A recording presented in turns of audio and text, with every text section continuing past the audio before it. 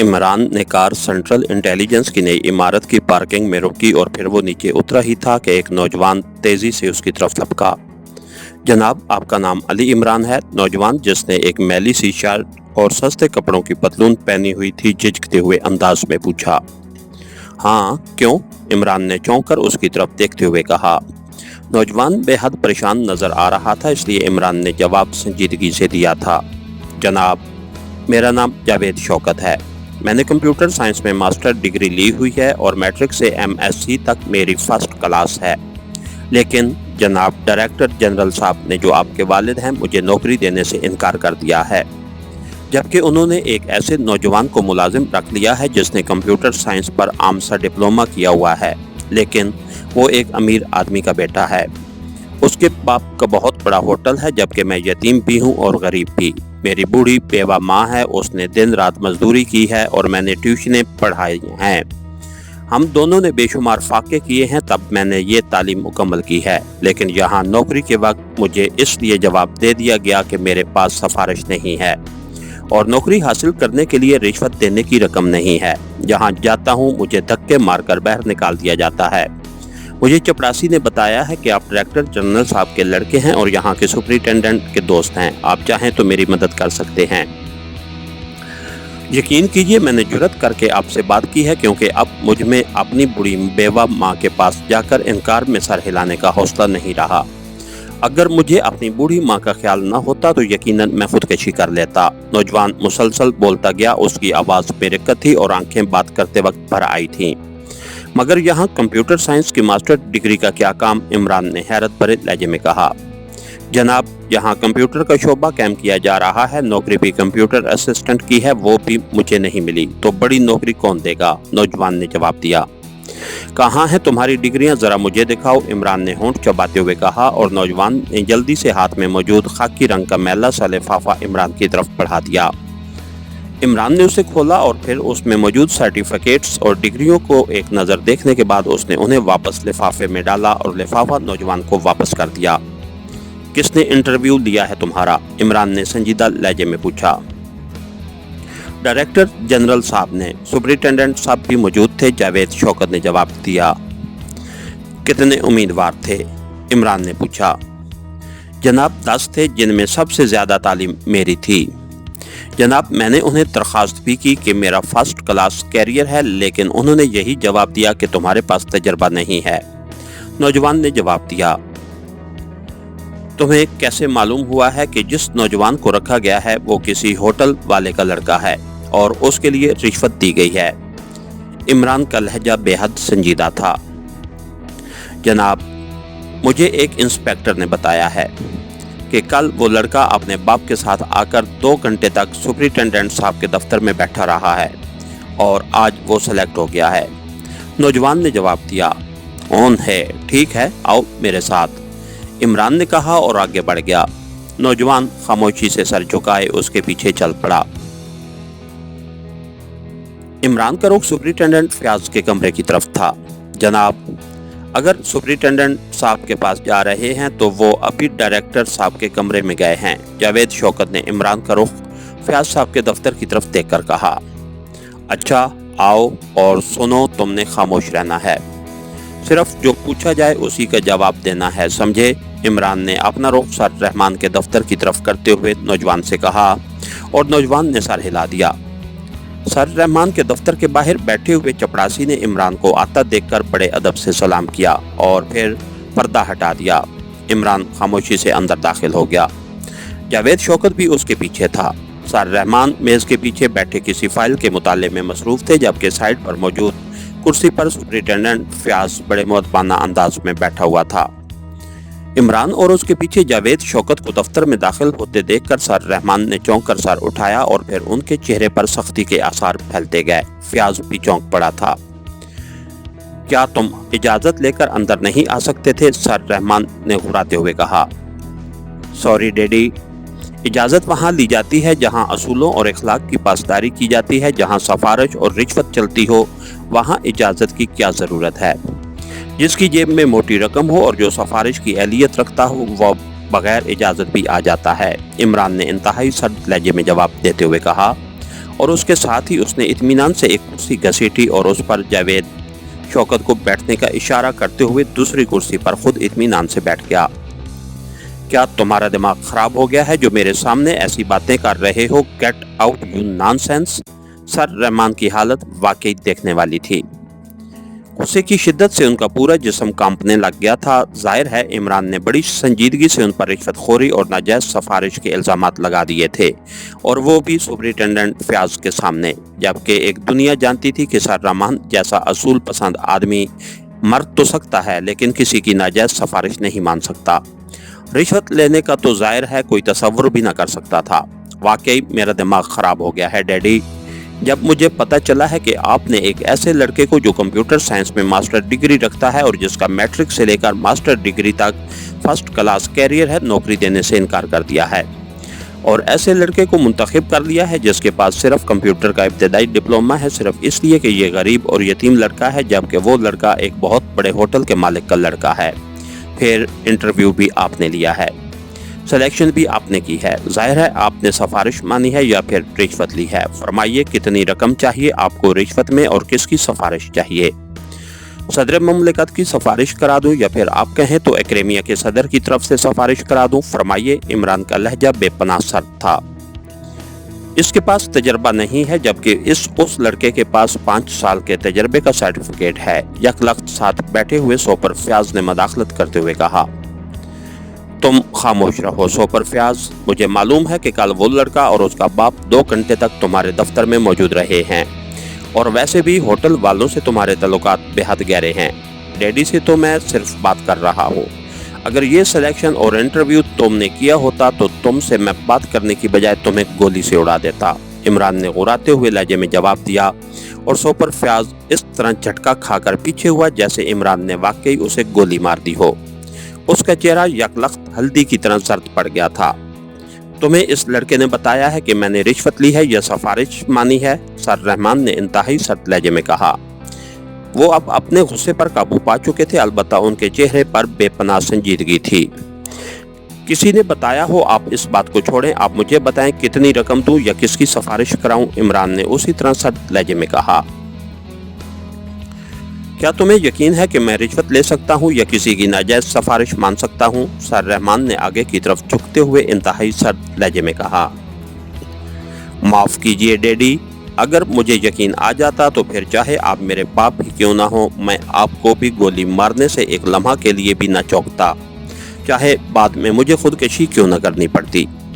یہ ٹھیک ہے، یہاں اس معاشرے میں رشوت خوروں اور ناجائز سفارش ماننے والوں کی کثرت ہے، لیکن کم از کم میں یہ برداشت نہ کر سکتا کہ میں ایک ایسے باپ کا بیٹا ہوں جو ایسا ہو۔ میں نے یہ باتیں صرف اس لیے کی ہیں کہ اس لڑکے کو مکمل یقین تھا کہ آپ نے ان 2 میں سے ایک کام کیا ہے، اس لیے میں اسے یہاں لے آیا ہوں۔ ویسے آپ کی سلیکشن اس بات کی تائید بھی کرتی ہے۔ عمران کا لہجہ اسی طرح سرد تھا اور سر رحمان کا سستا ہوا چہرہ یک لخت اس طرح کھل اٹھا جیسے انہیں اچانک کوئی بہت ہی بڑی خوشخبری مل گئی ہو۔ سپر فیاض حیرت سے سر رحمان کی اس کیفیت کو دیکھ رہا تھا، اور تھی بھی حیرت کی بات کہ سر رحمان بجائے غصے سے پاگل ہو جانے کے مسکرا رہے تھے، خوش ہو رہے تھے۔ گڈ شو عمران، آج زندگی میں پہلی بار تمہاری اس بات نے مجھے بے حد مسرت بخشی ہے کہ اگر میں رشوت خور ہوتا تو تم مجھے گولی مار دیتے۔ آج مجھے اپنے خون کی پاکیزگی پر یقین آ گیا ہے، ایک پاکیزہ خون کو اسی طرح بے باک ہونا چاہیے، سر رحمان نے مسرت بھرے لہجے میں کہا۔ لیکن ڈیڈی آپ کی یہ سلیکشن، عمران نے کہا، ابھی معلوم ہو جاتا ہے کہ کیا ہوا ہے، سر رحمان نے یک لخت دوبارہ انتہائی سنجیدہ ہوتے ہوئے کہا، اور اس کے ساتھ ہی انہوں نے انٹرکام کا ریسیور اٹھایا۔ کمپیوٹر اسسٹنٹ کے سلیکشن کی فائل بھیجو، سر رحمان نے سخت لہجے میں کہا اور ریسیور رکھ دیا۔ کمرے میں اب مکمل خاموشی طاری تھی۔ چند لمحوں بعد ریکارڈ کیپر اندر داخل ہوا، اس کے ہاتھ میں ایک موٹی سی فائل موجود تھی۔ اس نے فائل بڑے ادب سے سر رحمان کے سامنے رکھی اور ایک طرف ہٹ کر مؤدب کھڑا ہو گیا۔ تم جاؤ، سر رحمان نے ریکارڈ کیپر سے مخاطب ہو کر کہا، اور وہ سلام کر کے تیزی سے دروازے کی طرف بڑھ گیا۔ سر رحمان نے فائل کھولی اور اس میں موجود کاغذات کو چیک کرنے لگے۔ یہ دیکھو، یہ ہے اشتہار جس میں اس پوسٹ کے لیے شرائط درج ہیں۔ اس میں درج ہے کہ کمپیوٹر اسسٹنٹ کے لیے 5 سال کا تجربہ لازمی ہے اور تعلیمی قابلیت بھی صرف ڈپلومے کی حد تک ہے۔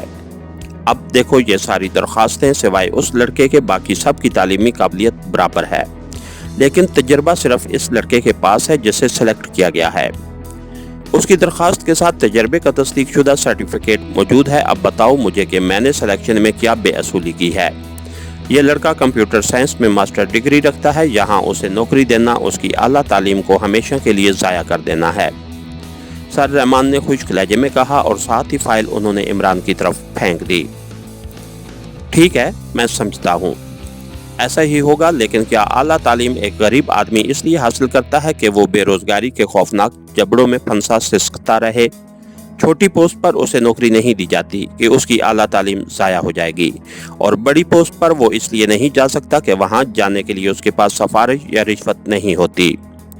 फिर ये तजर्बे वाली शर्त की मुझे आज तक समझ नहीं आई। जब एक नौजवान को नौकरी ही नहीं दी जाएगी तो वो तजर्बा क्या सड़क पर मकई के पुट्ठे बेच कर हासिल करेगा?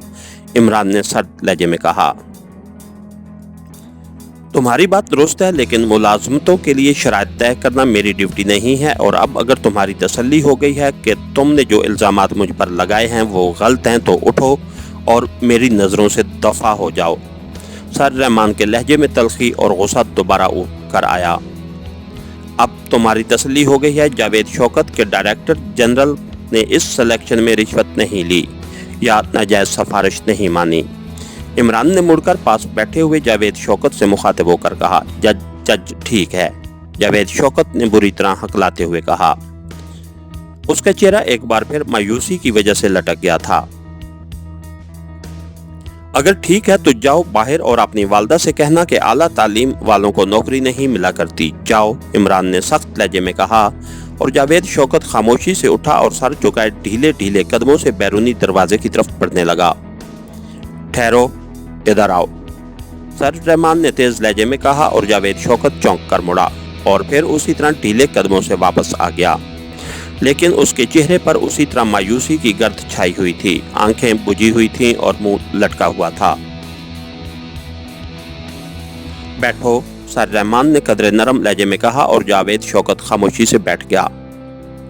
अपने कागजात मुझे दिखाओ, सर रहमान ने कहा, और जावेद शौकत ने खामोशी से कागजात वाला लिफाफा सर रहमान की तरफ बढ़ा दिया।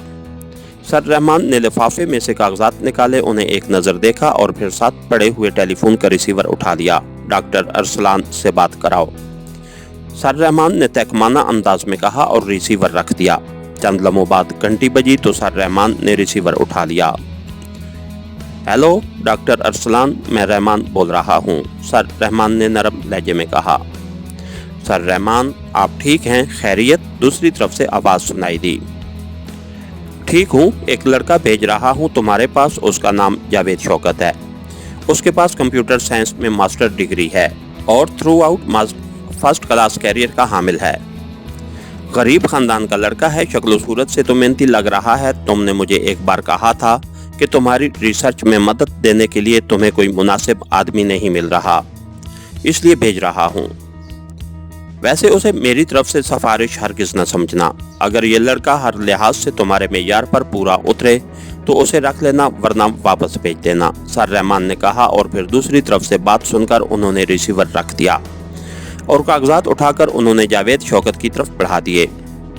डॉक्टर अरसलान कंप्यूटर साइंस में कोई खास रिसर्च कर रहे हैं, इसलिए उन्होंने ज़ाती लेबॉर्ट्री बनाई हुई है। अगर तुम उसके मेयार पर पूरे उतरे तो तुम्हें नौकरी मिल जाएगी।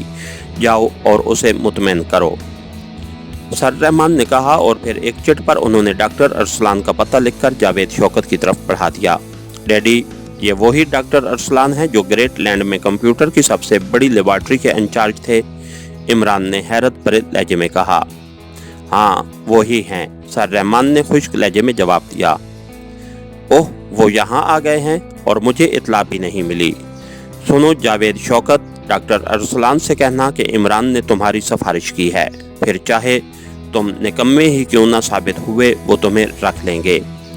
इमरान ने मुस्कुराते हुए जावेद शौकत से कहा। शुक्रिया जनाब, जावेद शौकत ने इस बार मुसरत और उम्मीद के मिले जुले लहजे में कहा और तेजी से वापस दरवाजे की तरफ बढ़ गया। अब तुमने नाजायज सिफारिश करने की कोशिश की है और वो भी मेरे सामने। तुम्हारी ये जुर्रत? सर रहमान का चेहरा गुस्से से सुर्ख हो रहा था। वो शायद जावेद शौकत की वजह से खामोश थे, लेकिन जावेद शौकत के बाहर जाते ही वो फट पड़े। नाजायज सिफारिश का क्या मतलब डैडी? सिफारिश तो सिफारिश ही होती है, इमरान ने हैरत भरे लहजे में कहा। तुमने उसे ये क्यों कहा था कि अगर तुम निकम्मे भी साबित हुए तब भी वो तुम्हारी सिफारिश की वजह से उसे रख लेगा? सर रहमान ने गुस्से से गुर्राते हुए कहा। मुझे मालूम है कि जावेद शौकत निकम्मा साबित हो ही नहीं सकता। वो गरीब जरूर है लेकिन निकम्मा नहीं है, इमरान ने मुंह बनाते हुए कहा। क्यों नहीं हो सकता? ये डिग्रियां तो जहानत की दलील नहीं होती। तुम्हारे पास कितनी आला डिग्रियां हैं लेकिन तुम मुकम्मल तौर पर निकम्मे हो, सर रहमान ने गुस्सीले लहजे में कहा और इमरान मुस्कुरा दिया। अच्छा, मैं तो आज तक यही समझता रहा कि मैं कम्मा नहीं हूँ, लेकिन अगर आप कह रहे हैं तो फिर मानना ही पड़ेगा, इमरान ने मुंह बनाते हुए कहा। कम्मा? क्या मतलब? मैं निकम्मे की बात कर रहा हूँ, तुमने क्या बकवास शुरू कर दी है? सर रहमान ने उलझे हुए लहजे में कहा। डैडी, कमीन से ही तो ये लफ्ज निकला है, इसलिए औरत हो तो उसे कमी कह दिया और मर्द हो तो उसे कम्मा कह दिया, और निकम्मे का मतलब हुआ कि जो कम्मा यानी कमीन ना हुआ, मतलब है घटिया की बजाय आला खानदान का हुआ। और मैं गरीब जरूर हूँ लेकिन मेरा ताल्लुक आला घराने से है, इमरान ने मुंह बनाते हुए वजाहत की।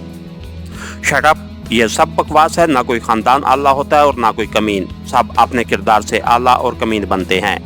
आइंदा ऐसी बात मेरे सामने मत कहना। जाओ, अब दफा हो जाओ, मैं जरूरी फाइल देख रहा था, सर रहमान ने सख्त लहजे में कहा। आप फाइल देख लें, मैं जरा सो पर फ्याज से दो बातें कर लूं, इमरान ने मुस्कुराते हुए कहा।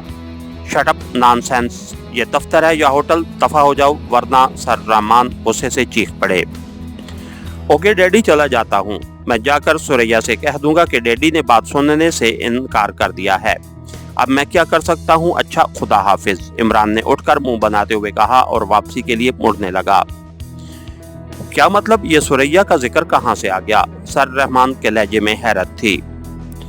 डैडी, मैं आया तो सुरैया का पैगाम लेकर था, लेकिन जावेद शौकत दरमियान में टपक पड़ा। मगर आप तो बात ही नहीं सुनते, इमरान ने रूखे लहजे में कहा।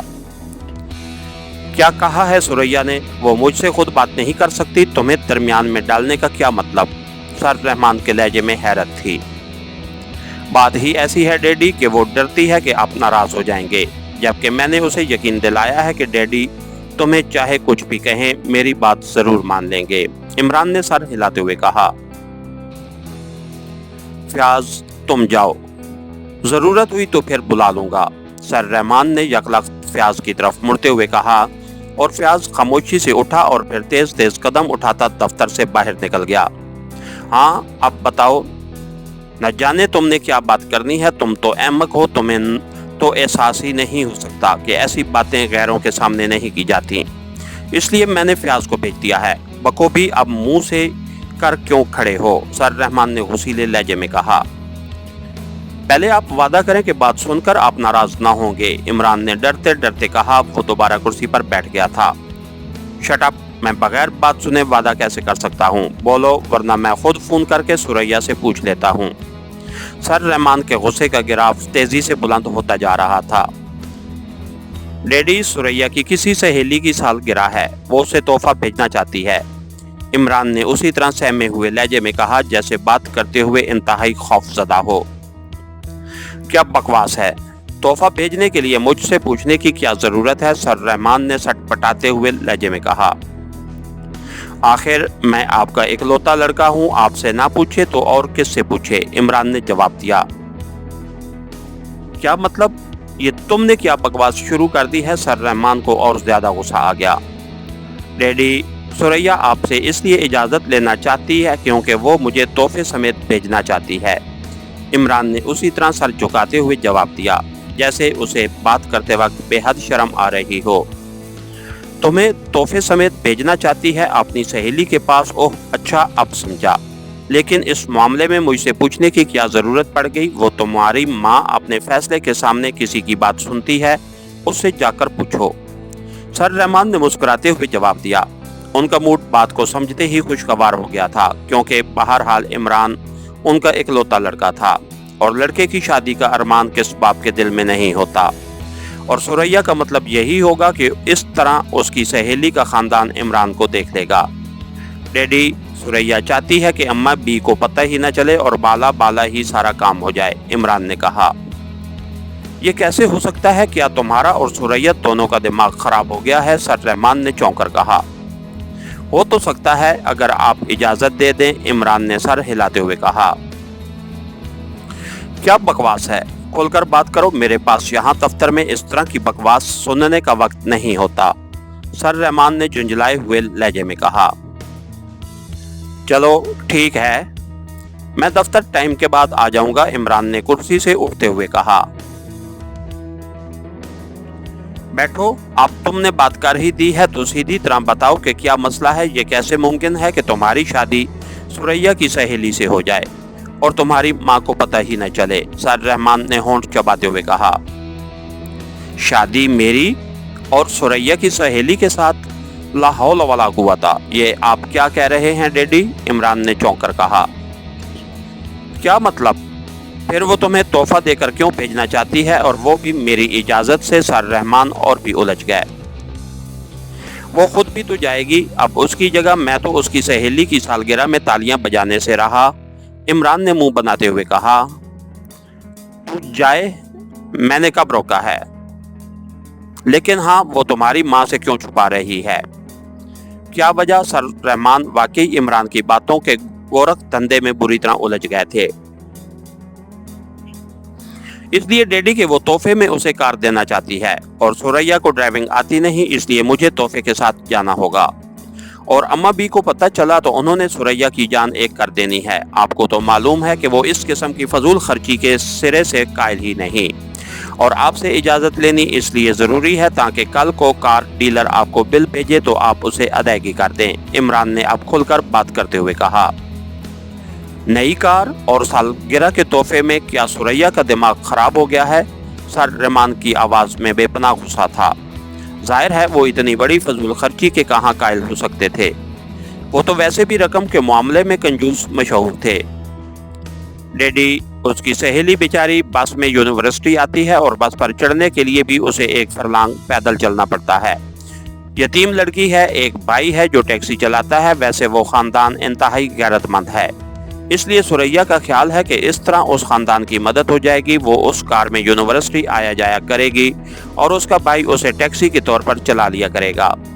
ویسے ڈیڈی، یہ سریا نہ جانے اس قدر رحم دل کیوں ہے، میں نے تو اسے بہت کہا ہے کہ اسے کار دینے کی بجائے کوئی کیک وغیرہ دے کر ٹال دو۔ ہم نے اب ان کا ٹھیکہ تو نہیں لے رکھا، لیکن وہ مانتی ہی نہیں، رونے بیٹھ جاتی ہے، عمران نے منہ بناتے ہوئے کہا، اور سر رحمان بے اختیار مسکرا دیے۔ وہ تمہاری طرح خود غرض نہیں ہے، میری بیٹی واقعی بے حد فیاض ہے۔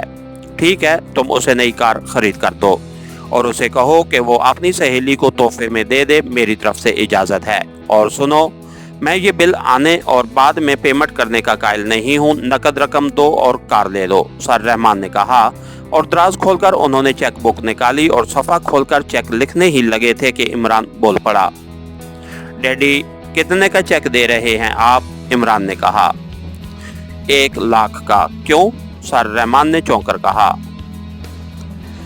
1 لاکھ میں نئی کار؟ اوہ ڈیڈی، آپ کو مہنگائی کا پتہ ہی نہیں، آج کل 1 لاکھ میں تو بیل گاڑی نہیں ملتی، نئی کار کہاں سے آ جائے گی، عمران نے منہ بناتے ہوئے کہا۔ تو پھر کتنے کی آتی ہے؟ سر رحمان نے چونک کر پوچھا۔